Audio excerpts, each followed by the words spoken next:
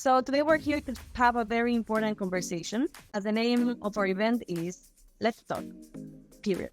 The Menstrual Health Day is upcoming, and today I'm surrounded by an amazing group of activists who will tell you about their stories, also about their techniques and strategies regarding menstrual management. And we're also going to talk about menstruation myths and menstrual education.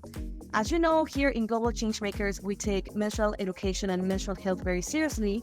There's even a course on menstrual sexual and reproductive health available for free that you can check on Global Changemakers bio. And with this in mind, that's why we also want to have this event to also give the opportunity to wonderful activists from around the world, like the people that I'm joined here today with, to share their stories and share their outlook. So my name is Megan Diaz. I'm going to be the moderator for this event. And for the first set of questions, I would actually like to ask everyone here to briefly introduce yourselves and let us know why is it time to talk. So maybe let's get started with Dr. Joanne. Thank you, Megan, for the invitation and to wait to the people and the rest of the team. I'm sorry, I don't know what happened. I'm Dr. Joanne Joloy. I'm a woman, LGBTQ activist. I took a master's degree in health institution administration and a major in corporate wellness and a degree in humanitarian crisis and catastrophe medicine in Barcelona. And currently, I'm pursuing specialization in artificial intelligence of health in Stanford. And of course, for me, it's one of the most important things to talk about. I really invite you to take the Global Changemakers course about this. I'm pretty sure that you're going to love it. They have very good doctors are sharing the knowledge about this, and I really invite you to take it. It's great.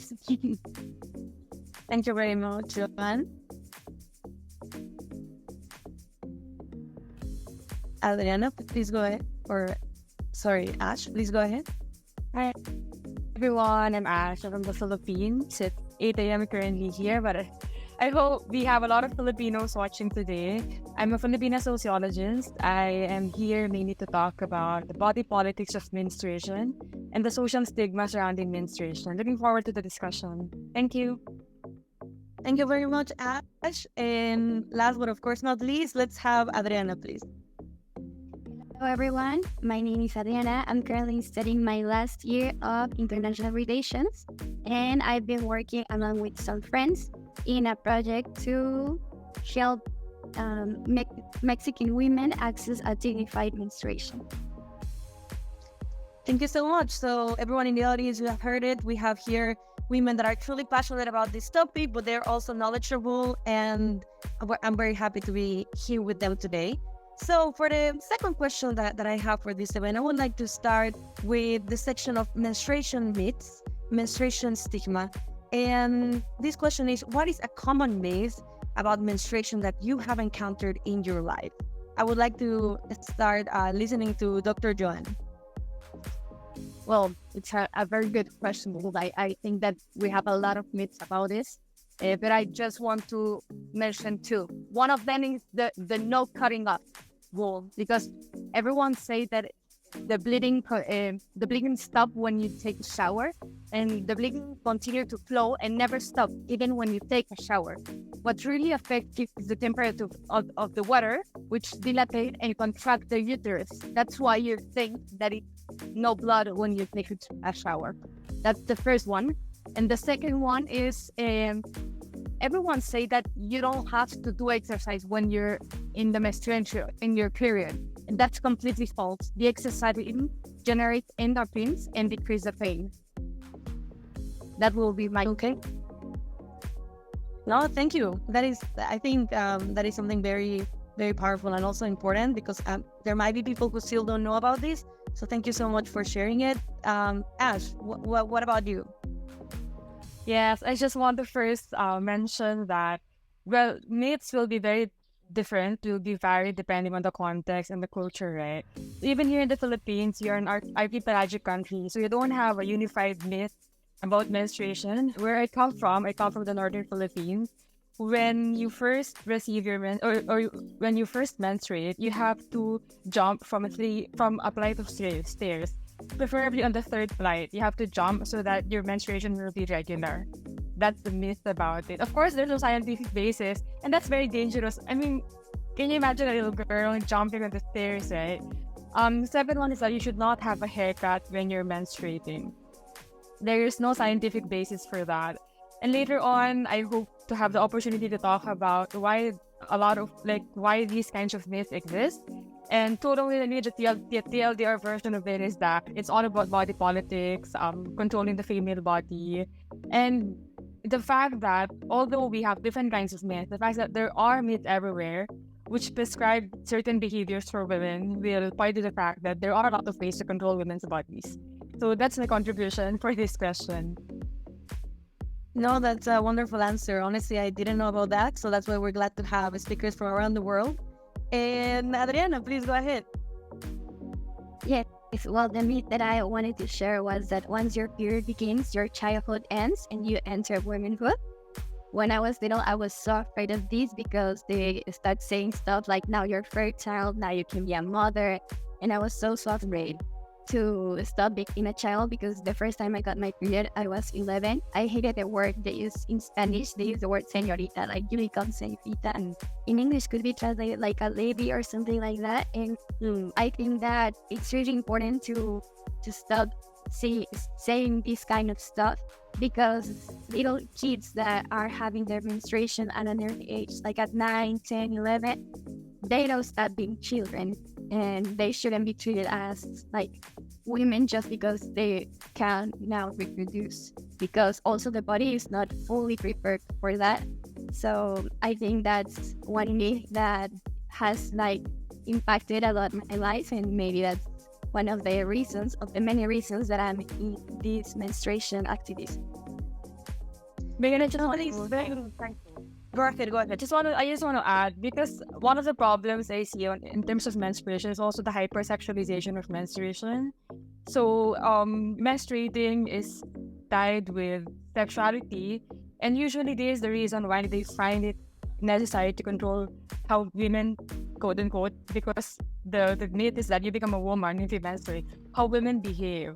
So if you're still 9, 10 years old, people will feel like they need to watch over you because then you can get pregnant, you can engage in all these kinds of activities. But they necessarily don't have to be in the minds of children at the moment. They're 9, 10. These emotions you give to them because you tie menstruation with sexuality. So that's a problem I feel also. Yeah, and we have also a comment from Dr. Janja. I don't know if you want to jump in because I read in the comments AI in medicine. So I found it a Very good question. okay. No problem. Thank you so much.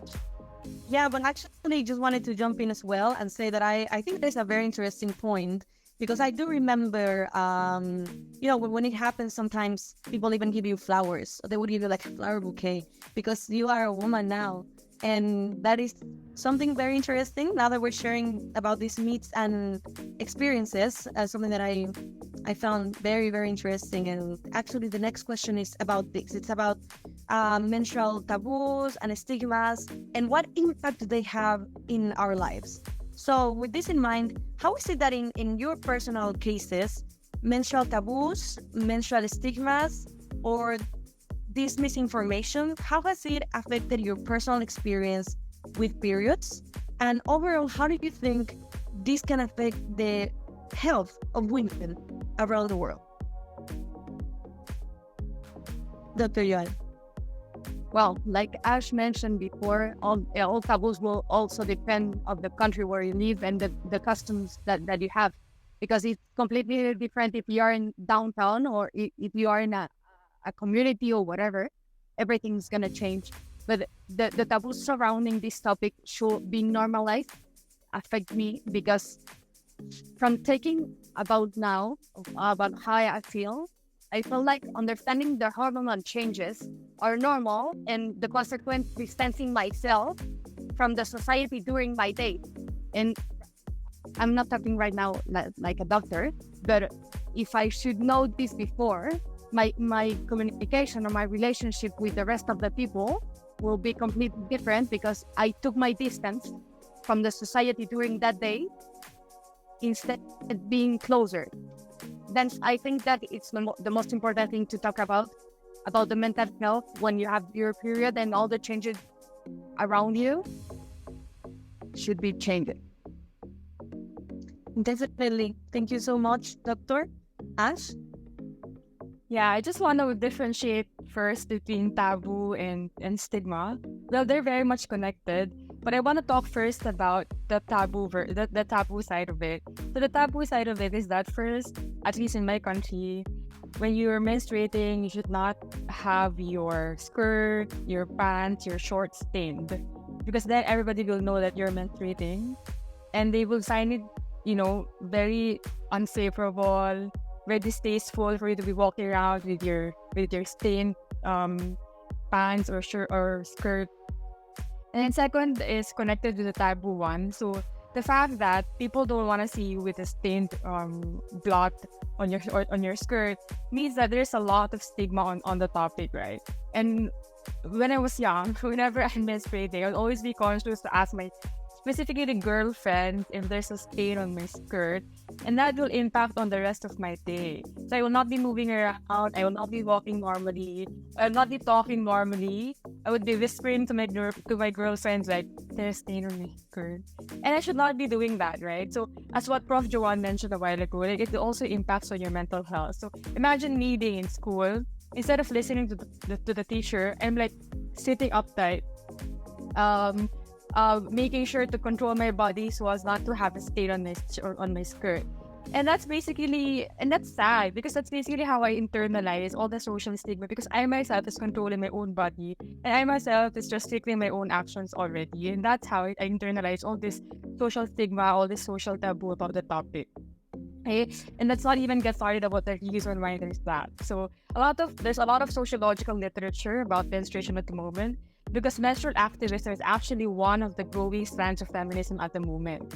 So all this sociological literature is saying that the control of women's bodies by women themselves is a product of the male gaze. So the male gaze basically, when women see you menstruate, when women see your stained skirt or your stained pants, they will not be feeling like, oh, that's so disgusting. It's the men who feel that that's so disgusting. So all this discuss about menstrual health is coming from the male perspective, making you control your own body. So that's what the male gaze means, at least in the sociological literature. So I know that this is a bit far off from the stigma and the taboo question, but I just want to make the connections between stigma, taboo, the wider sociological interpretation of it all. Yeah. No, thank you. Thank you for sharing this perspective. I saw during your intervention that Adriana was agreeing with most things, so now I really want to hear her perspective. What is your response to this, Adriana? Yes, thank you very much. Thank you very much, Ash, for sharing with us that, because it's so true. Like, we all internalize the stigma because it's not something that we created from scratch. It's something that we've been hearing, we've been seeing, so we internalize it in our own experiences. And well, one of the things that has impacted me the most was that I thought menstruation was something dirty and that I needed to hide. Before I started all of this activism, I was doing gymnastics when I was younger. So it was horrible for me having my period during those days because the leotards were like super tight. And I was so self-conscious of my pad showing because I didn't use tampons. I didn't know about the existence of the cup either. And also something that I was remembering is that none of my friends in elementary school talked about menstrual experiences. Till this day, I believe that I was the first one to get my period because none of us talked about it. But I don't know, maybe all of us were hiding it. And maybe all of us knew that we were the first experiencing it because it was not something that we talked about it. Also, at our school bathrooms, there weren't any trash cans inside the toilet. Like the trash can was outside where you wash your hands. So if we had like a pad, we had to like put it in a lot of toilet paper so no one could see it, even if the bathroom was just for girls. So what you're saying is true. Like, even if we're surrounded just by girls, we feel that we should hide it still. Like, when we open the pad, we try to make as little as noise as possible So believing that your menstruation is something to be hidden, or that you should be ashamed of sharing your menstrual experiences, I think is something that hurts all of us where we are dealing with our period every month. Definitely. I think this, and as it was mentioned by all of the speakers, it affects you and also your mental health, right? Because as you said, like I completely resonate with everything you all mentioned. When it happens, you need to be very careful, and this completely distracts you from whatever you're doing. Because if there's a stain, which is just a stain, which can happen with wine, which can happen with anything, but just when you see it in this, which is something actually really natural, it's when it scares people the most, when it disgusts people the most. So definitely it's something that we need to fight against. And with this in mind, this is my next question. And for this one, I would like to start with Ash's perspective. I would like to ask you, Ash, how do you think we can break this cycle of shame, these myths, and this stigma surrounding menstruation? Well, as I mentioned a while ago, there are a lot of strands of feminism. So different strands will tell you different things.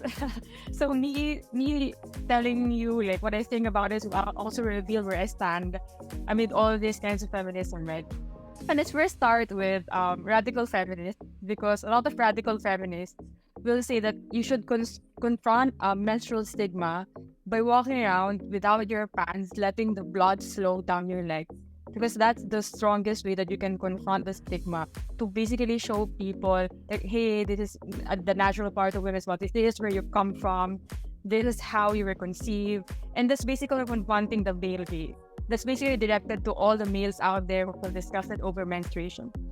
But there's also the more liberal kind that says, oh, you should do menstrual education, should all do menstrual mainstreaming. You should lobby for more research about how we can prevent dysmenorrhea. You should lobby for more representation about all the health conditions and all the health-related concerns related to menstruation. And of course, there's the growing trend of queer feminism around, which seeks to the link and to break the link between gender identities and menstruation. Because as we know now, there's a lot of discourse going on about how women who menstruate, how women are not only composed of women who menstruate, and how women who don't menstruate are still women, and how women who menstruate can still consider themselves as men. So that's part of queer literature, like breaking down the connection between necessarily menstruating and gender identities. So, where do I stand amid all these positions? I stand basically with the more mainstreaming education one, because I do believe in the power of education, and I do believe that all these different sides of feminism have a certain connection, and that's the stigmatization part of it. And I think we can achieve that through menstrual education. Yeah. Thank you so much, Ash. It was very interesting. As you mentioned, there's like different paths that women can take. And I think then there's no like a right path, it's just like what it suits everyone in their own individual way. And I don't know if Dr. Joanne or Adriana, you'd like to sum something to this. Is there anything that you'd like to bring up to fight the stigma and the taboos? Well, it's a very good question, because I always say that the education is the base of the public health and will be the most important thing for break down the taboos and the stigma surrounding the menstruation and promote a better understanding of the physical and emotional changes that the girl or woman experience during the menstrual cycle. And I want to mention some key topics about this that I really recommend to include the menstrual health education. I just want to mention the titles, and if you need one more information, just let me know. But the first thing, it's going to be the menstrual cycle. The next one, it's going to be the hygiene during the menstruation. That it's very important, and I hope that we will talk about this later. The menstrual disorders, because as Ash mentioned before, you think that if you have a period longer or another shorter, something is wrong. It doesn't happen. It's something that you need to know and understand. the next one is going to be the reproductive health. When you start, what does that mean? That and all the information that you need, and of course the contraceptive options that, of course, you can see in the course that we have in Global Changemakers, because we have been just a completely I don't know if it's 1 or 2 classes about this, but I'm pretty sure that you can have more information about this. Thank you so much, Doctor. That's true. That's, as we said in the start, right? We have this course that is especially done for you, for everyone. It's free, and actually, Dr. Joanne is part of that course. So you're already listening to her right now. She's an expert, and I mean, better take it. No, it's something that you need to know. That it's something very important. And Adriana, you wanted to add something, right? Yes, I wanted to add that it was very interesting what Ash was sharing, as well as what Doctor shared with us. And well, in Mexico, there was a survey that was conducted, and it's called the First National Menstrual Management Survey. And it was presented by UNICEF, SCT, and another collective here in Mexico called Menstruación Digna. And it was very interesting for me that 90% of the people that were surveyed said that menstruation is something natural that should be not stigmatized. There were more than 3,000 persons interviewed that answered this survey, and it's very interesting that if 90% of these people said that it should not be stigmatized or it should be nothing to be ashamed of, why is it that we are still feeling this way? Also, in the field work that we have in Menstruación, we also ask the people of different communities their views on menstruation, and none of them had said that it's something negative or something that we should be ashamed or something that we should be disgusted. So then I always wonder, where do we get all of these ideas from? Because most of the people that we encounter in our lives see it as something natural. So I think it's something even bigger, and it's a social construct that we have been making it stronger with the pass of the time, and now we're deconstructing it with information, education, and making available these type of spaces. Like, for example, what we're doing here, we are talking about it openly. So I think that's one of the most important ways of breaking the stigma, is actually making it normalized, not just having it normalized inside of us, but making it normal, talking about it, oh my God, I'm on my period, even if you're in a room full of men. It's something that we have to have in the conversation. Definitely. Thank you so much for these answers. I think this highlights how important it is to have education on menstrual health. And just in line with this, I would actually like to go on with the next question with you, Adriana. I know you just were part of this intervention, but I would like to share with us a little bit about your experience on what you do with educating people on menstrual health, because which are other ways? For example, we already mentioned that we have the course. We know, of course, that we have online resources, but which are other ways in which young people can be better educated about menstruation? And how can we ensure that the tools and resources that they need are available to them to manage their periods with confidence? So maybe, Adriana, you can share with us a little bit about your own experience. Thank you very much. Yeah, well, also referencing the survey that I talked about, 69% of the teens that were surveyed, they said that the person that gave them the information about menstruation was their mother. So most of the times, people gather all of their knowledge about menstruation by their family members or a close person, not really in social media or at school as we would think. So I think it would be important also to target these audiences, because taking into consideration that menstrual education has not been put in the agenda for so many years, these people that are in charge of guiding these young girls don't really have all the tools that they need to guide them in the most proper way, not because they don't want to, but because it has been really difficult to fight this stigma and to actually have accurate information. For example, Wikipedia, that's one of the most visited places in the world. It's mostly edited by men. So when even if these older adults are trying to educate these young girls, when they access information, they access information that has a bias. So to break this type of like barriers, we had to create information that has not like the male gaze, as Ash mentioned. And also, well, we had to decentralize all the activities that we do, because in big cities, like for example Mexico City, I can imagine in the US is the same, in Europe is the same.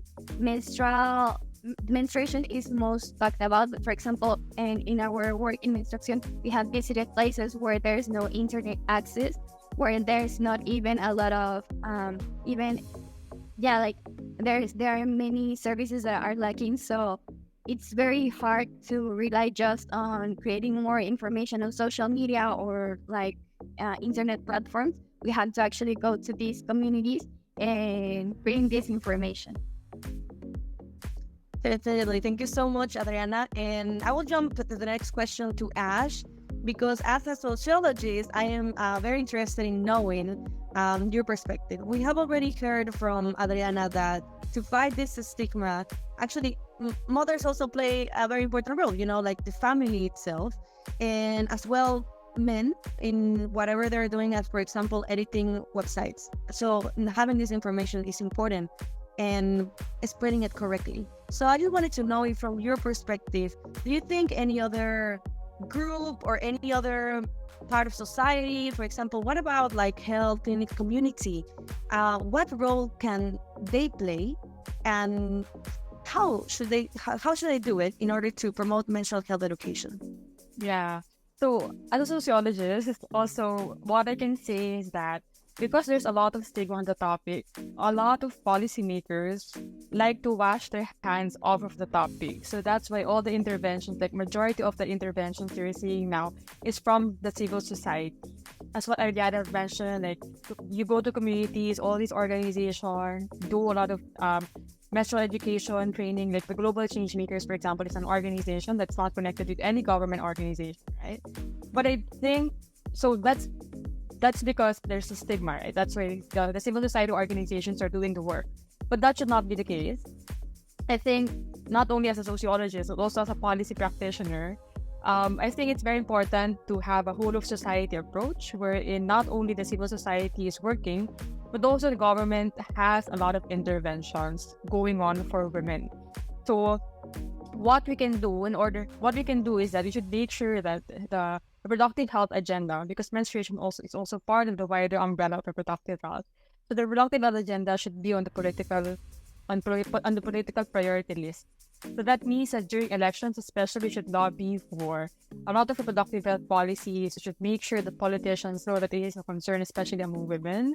Let your representatives know that this is not only a matter of a small thing, but it's a matter of women's health, gender equality, women's wider representation, women's concerns.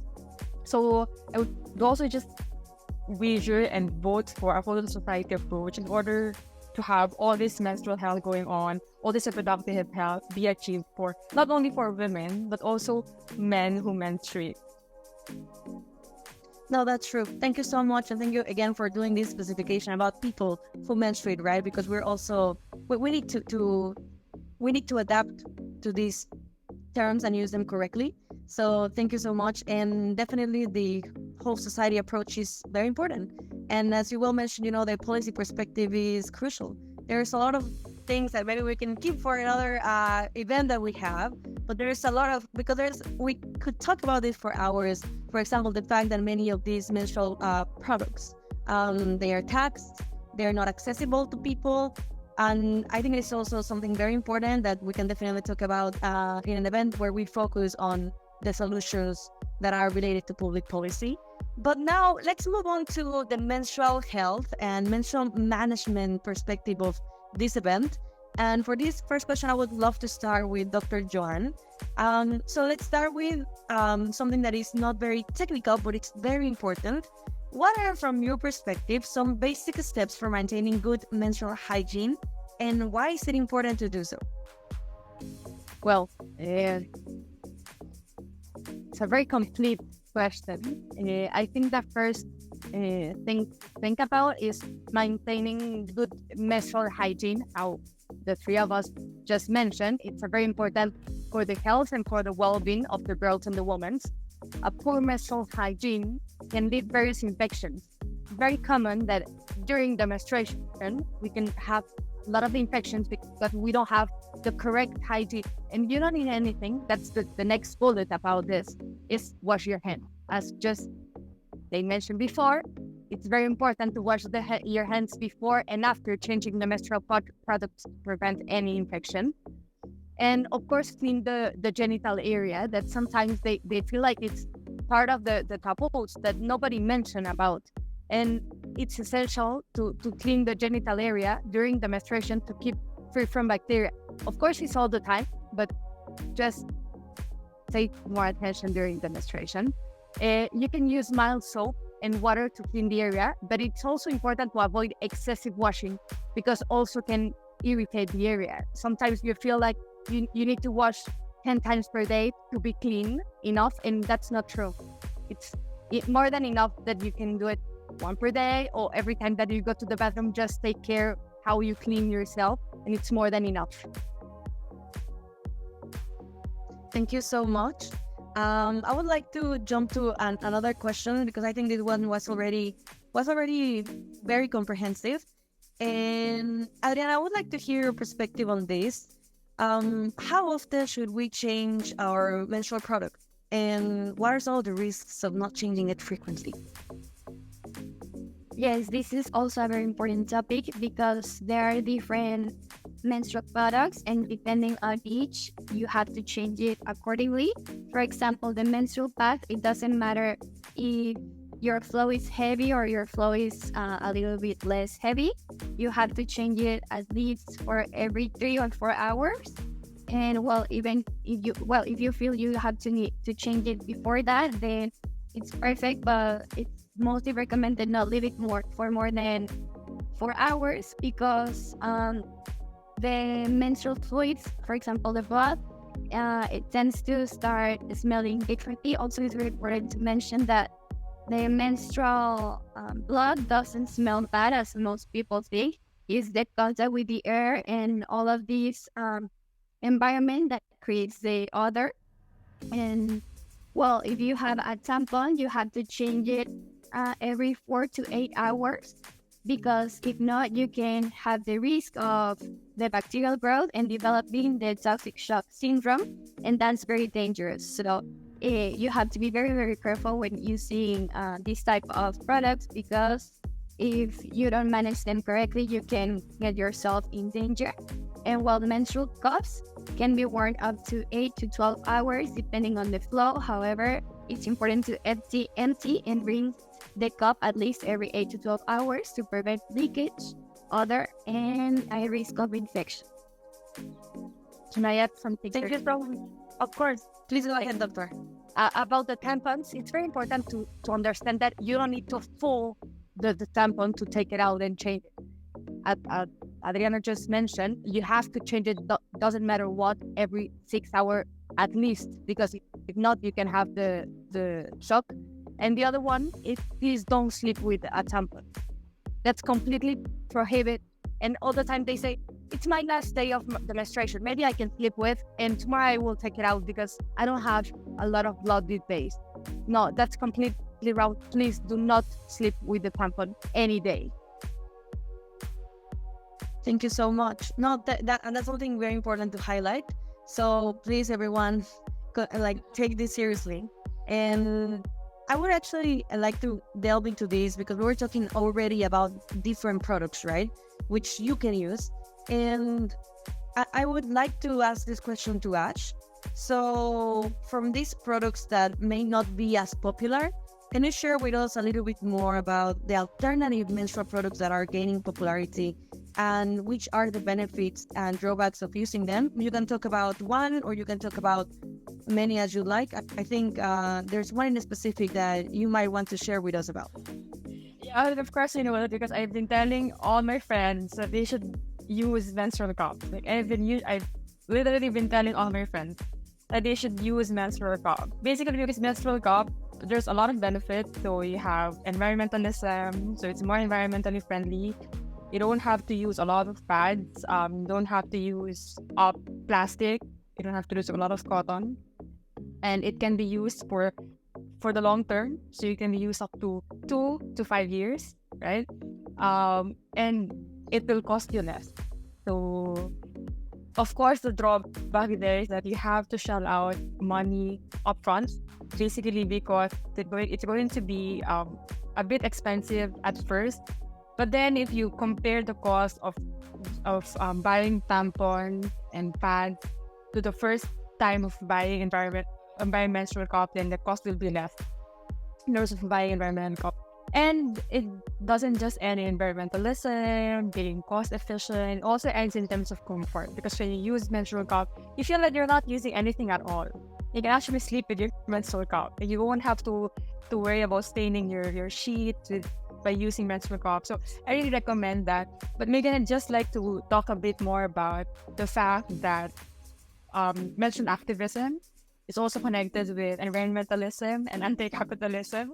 So I don't want to be the person who wants to be, oh, capitalism, be all this because, you know, yeah, there's a lot of stigma also with the anti-capitalist, but that's for another topic. But I just want to mention that menstrual activism now is also heavily tied with environmentalism. That's why a lot of menstrual activists are campaigning for the use of menstrual products.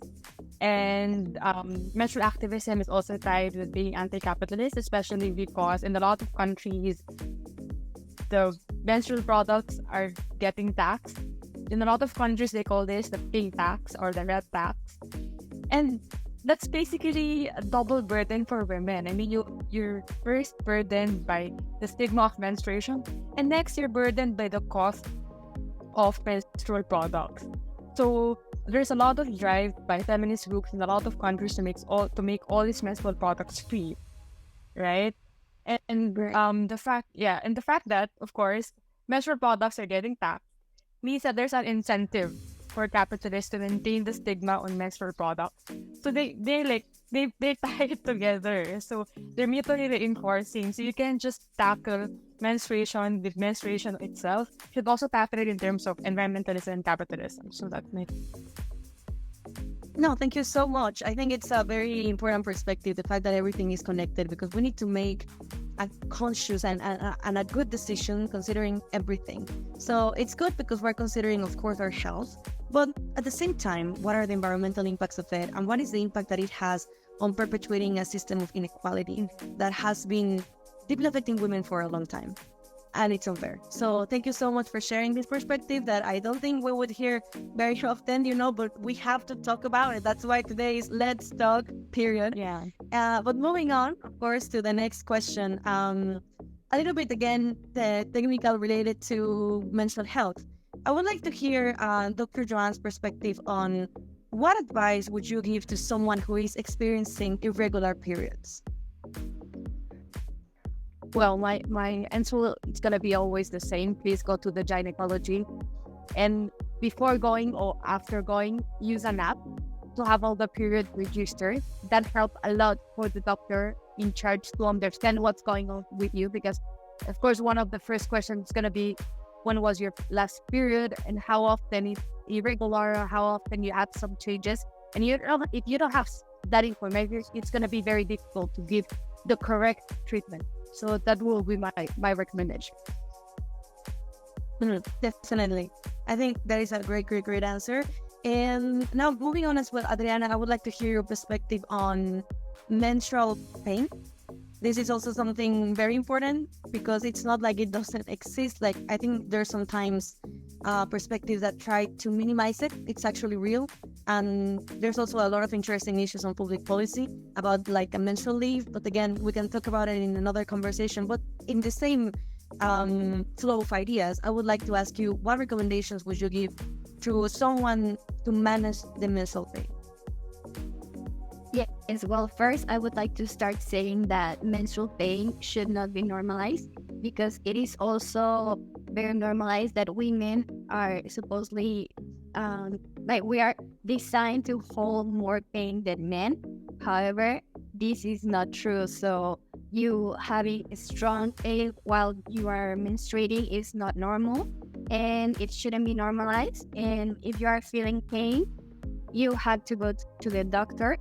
And if, well, you can recognize when the pain is that strong that you have to go to the doctor. But if it's not that strong, maybe you can manage it with ibuprofen or paracetamol. Paracetamol. I don't know if I'm saying it correctly in English, but yeah, it shouldn't be normalized. And also, there are some remedies that you can do. For example, heating up like a sock. You fill it with beans and you put it in the microwave for some seconds, and then you apply it to your lower stomach to relieve some pain. And well, yeah, these are some of my recommendations that I have for menstrual pain. But yeah, always go to the doctor if you are feeling it very strongly. Thank you so much. And this is our last question before we go to our closing interventions by all of you. And it's directed to Ash. So, Ash, I would like to know, what advice would you give to someone who is struggling to manage their period due to financial, social, or cultural barriers? My advice would always be to find like-minded individuals and to find your own collective. Basically, because menstrual pain is considered to be a very individual, very private affair, but that should not be the case, right? You should find a collective. You should find a group of people who understand you, who feel the same with you. You should lobby for more representation and more intervention for you to be able to manage all the pain that you're going through. So one thing that we can do is to, as I've mentioned a while ago, is to lobby for more diversions, more support, right? So there's this book. It's a very good book. It's called Invisible Women: Data Bias in the World Designed for Men. So in that book, Karen Criado Perez, the author, is arguing that the fact that we don't have a medicine and we don't have like medical intervention specifically designed for this scenario in menstrual pain points to the fact that, as Adriana mentioned, women are seen to just just be quiet amidst all this pain, right? So it's not being prioritized. There's no funding going on for all these medical interventions, and that should not be the case. We should lobby for it. You should not treat it as a private affair. Go ahead, talk about it, find a collective, and with this collective, you'll have a stronger force to demand for more interventions and more representation. Because menstrual pain is not just about pain itself; it's all about gender equality, representation, and the fact that women's concerns are being treated seriously and not just being swept under the rug. Thank you so much. There's definitely finding, your group, finding people to support you. It's better than doing it alone. And, sometimes it's a little bit hard to find these groups, but definitely they are. And, well, we're coming sadly to an end, but I would like to finish today's conversation by just listening to your final comments or thoughts. Is there anything to finalize this session that you would like to share about menstrual health, menstrual education, and fighting stigma and taboos against about periods and about this topic? So maybe let's go first with Dr. Joanne, then we go with Adriana, and we end up with Ash. Please, your final intervention for today. Please don't be shy. This is completely normal. The menstruation, all of us, we have it. Please talk with everyone. Of course, talk with someone that you trust, a friend, family member, teacher, or a healthcare professional, or this group that you find out that you feel comfortable with. But don't be shy, be part of, and love your body. Thank you, Doctor. Adriana.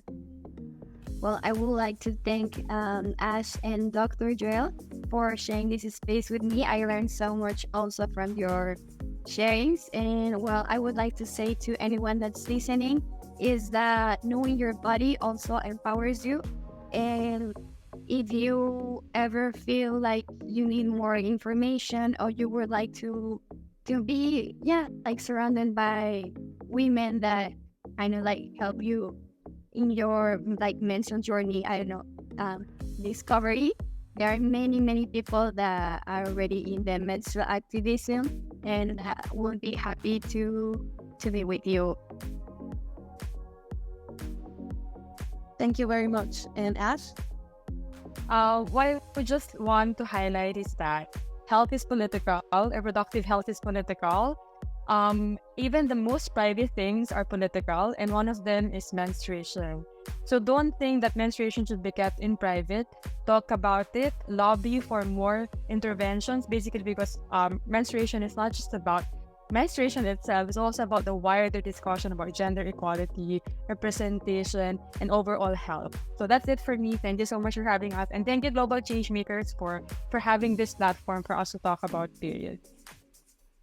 Thank you so much to everyone for these wonderful interventions. I think everyone that has connected through the live can agree with me with the fact that it was very insightful and we all learned many, many new things today.